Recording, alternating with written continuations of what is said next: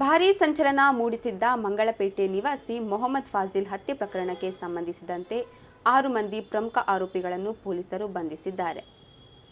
ಬಂಧಿತರನ್ನು ಸುಹಾಸ್ ಶೆಟ್ಟಿ, ಮೋಹನ್, ಗಿರಿಧರ್, ಅಭಿಷೇಕ್, ಶ್ರೀನಿವಾಸ್, ದೀಕ್ಷಿತ್ ಎಂದು ಗುರುತಿಸಲಾಗಿದೆ.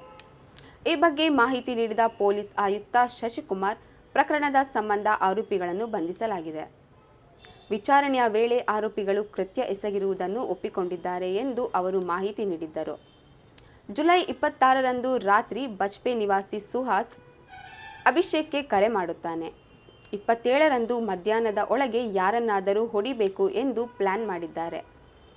ಅಂತೆಯೇ ಸುಹಾಸ್, ಅಭಿಷೇಕ್, ಶ್ರೀನಿವಾಸ್ ಹಾಗೂ ದೀಕ್ಷಿತ್ ಪ್ಲಾನ್ ಮಾಡುತ್ತಾರೆ. ಮೊಹಮ್ಮದ್ ಫಾಜಿಲ್ ಹೊಡಿಬೇಕು ಎಂದು ಸ್ಕೆಚ್ ಕೂಡ ಹಾಕುತ್ತಾರೆ. 28ರಂದು ಸುಹಾಸ್ ಮಾರಕಾಸ್ತ್ರದ ಜೊತೆ ಕಾರಿನಲ್ಲಿ ತೆರಳುತ್ತಾನೆ ಎಂದರು. ಈ ಮಧ್ಯೆ ಆರೋಪಿಗಳು 3-4 ಮಂದಿ ಮಂಕಿ ಕ್ಯಾಪ್ ಧರಿಸುತ್ತಾರೆ. ಮಂಕಿ ಕ್ಯಾಪ್ ರೆಡಿ ಮಾಡಿ ಸುರತ್ಕಲ್ ಹೊರವಲಯದ ಕ್ಯಾಂಟೀನ್ನಲ್ಲಿ ಸೇರುತ್ತಾರೆ. ನಂತರ ಕಿನ್ನಿಗೋಳಿ ಬಾರ್ನಲ್ಲಿ ಊಟ ಮಾಡಿ ಹತ್ಯೆಗೆ ಸಿದ್ಧತೆ ಮಾಡುತ್ತಾರೆ. ಹತ್ಯೆಗೂ ಮುನ್ನ ಸುರತ್ಕಲ್ ಹತ್ಯೆ ಜಾಗದಲ್ಲಿ 3 ಬಾರಿ ಓಡಾಟ ನಡೆಸುತ್ತಾರೆ. ಬಳಿಕ ರಾತ್ರಿ ಶ್ರೀನಿವಾಸ್, ಮೋಹನ್ ಮತ್ತು ಸುಹಾಸ್ ಮಾರಕಾಸ್ತ್ರ ಹಿಡಿದು ಕಾರಿನಿಂದ ಇಳಿದು ಫಾಜಿಲ್ ಮೇಲೆ ಹತ್ಯೆ ದಾಳಿ ಮಾಡುತ್ತಾರೆ. ಗಿರಿಧರ್ ಕಾರು ಚಾಲಕನಾಗಿದ್ದು, ದೀಕ್ಷಿತ್ ಕಾರಿನಲ್ಲೇ ಇದ್ದ ಹಾಗೂ ಅಭಿಷೇಕ್ ಕಾರಿನಿಂದ ಇಳಿದು ಸುತ್ತಮುತ್ತ ಅಲರ್ಟ್ ಮಾಡುತ್ತಾನೆ. 6 ಜನ ಆರೋಪಿಗಳು ಒಂದೇ ಇಯಾನ್ ಕಾರ್ನಲ್ಲಿ ಬಂದಿದ್ರು.